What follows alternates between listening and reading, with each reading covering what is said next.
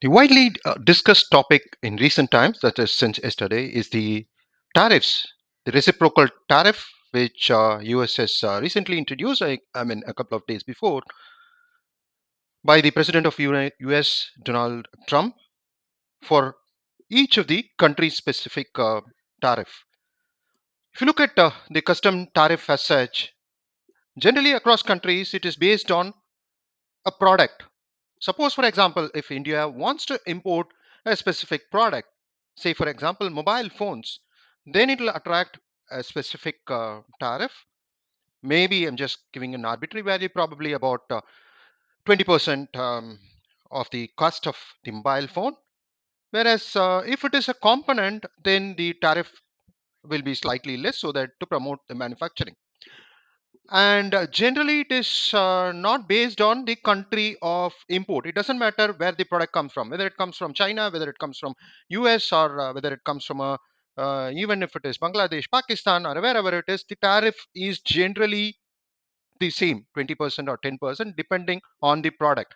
In exceptional, very exceptional cases, if it is not a friendly country, then probably they will ban the import, or they will have an additional tariff. The first time I've come across where US had a country specific tariff, we need to see how that is going to work.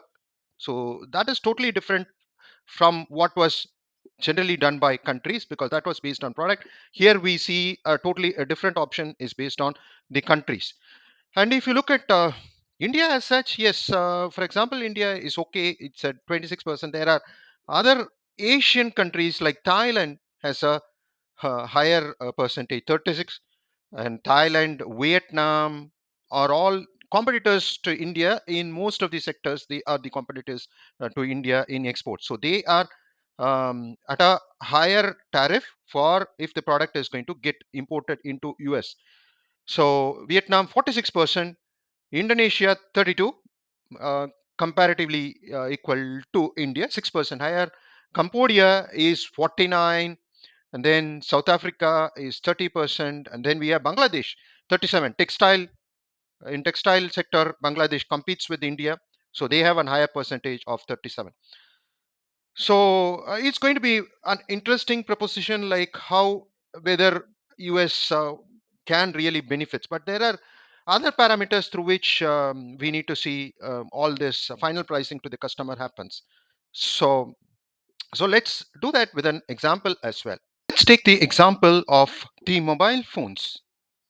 If you look at mobile phones, and the question is, where are they being manufactured? Particularly, if you look at iPhone, yes, Apple does that, but the manufacturing units are in China.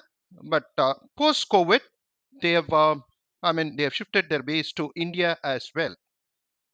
So now the question is, why it is, even though the belongs to Apple and Apple belongs to US, why is the manufacturing being shifted to China or India? The basic reason being the labor force who are going to be involved. The salary in China or in India is probably one fourth or one fifth what they need to pay in US. And the reason being the currency is strong in US, so probably a person being paid about I'm just giving an example, 1000 USD in USC, probably they can get a same person for probably one fifth or one fourth, 200 USD in India or China. So that's as far as the labor force is concerned. Similarly, certain components, plastic components, or except probably the semiconductor, all the other plastic components, the casing, everything could be much more cheaper in if it is sourced in India or neighboring countries like other Asian countries like Vietnam, or for that matter China. It should be much cheaper. So it is much cheaper to assemble over here, even though the technology is from US, and US does they get the benefit. Though they have a plant here, there is always repatriation of profit which goes back to US.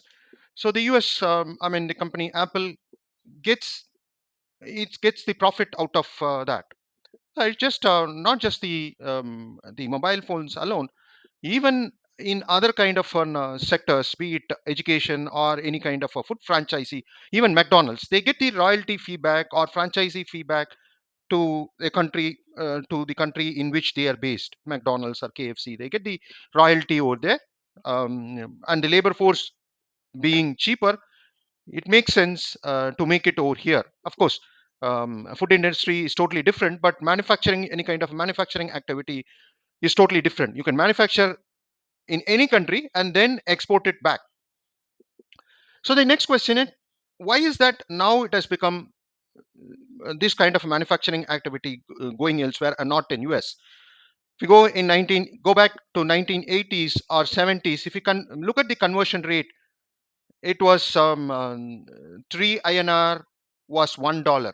If I remember right, in 70s and 80s, um, it's about um, 3 3 rupees is equal to 1 USD. Over the period of time in 1990s, 1 USD was around 20 rupees. And then further fall happened. Further fall of, say, for example, it became 35. 1 USD became 35 rupees in 1995, and fall has gone. It is at the in the range of 80, 85. 1 USD is around 85. How did that happen? The reason is, other one is the concept of reserve currency, because the USD was considered as a safe bet. Whatever was the surplus, trade surplus the country had, they had invested in USD over the period of last 30, 40 years. They have invested in USD. But now there is a shift. That's where they are investing in gold. That's where the gold prices are going up. But still, the it is considered, USD is considered as a reserve currency. They still, I mean, the countries and governments still invest on the reserve currency USD, and that's where, what is the country's foreign exchange? Two parameters are looked at. One is the foreign exchange reserves a country holds. The other one is the gold, amount of tons of gold it holds. That is considered as a health of a particular nation.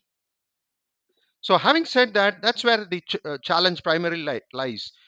So, even if US wishes to manufacture, it needs to see whether it is with a strong US dollars, whether it is possible to have a manufacturing setup when the USD is very strong, when, because it has to pay for its labor force, and when it pays for the labor force, naturally the finished product might become uncompetitive.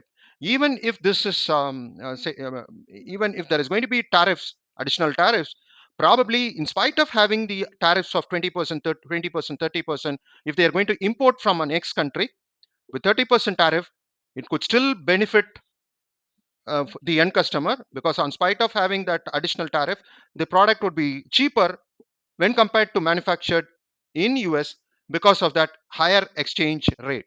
Because naturally there is going to be salary which needs to be provided for the employee, not just the salary, the other cost of real estate and so many other overheads. Comparatively, it is going to cost a lot more to have the product manufactured in US compared to any other country. The other challenge it can cause is the inflation, particularly with the higher customs duty. That is probably will happen because now that there are different tariffs based on country of import into US, the product is supposed to get costly. So ultimately, it could cause inflation in the market as well. So ultimately, it's too early days. We will know the real impact of US and world economy in next 6 to 8 months' time.